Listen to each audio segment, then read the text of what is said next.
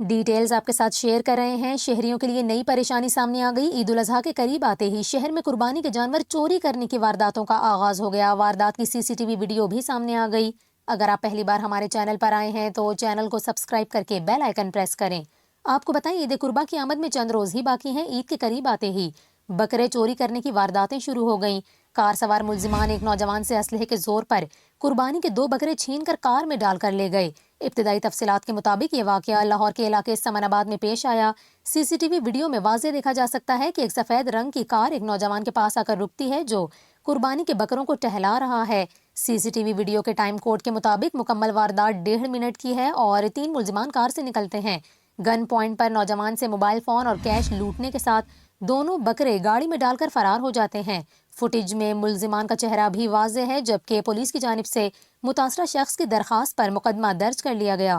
Police کا اس حوالے سے کہنا ہے کہ واردات میں ملوث ملزموں کی تلاش جاری ہے، جلد وہ قانون کی گرفت میں ہوں گے۔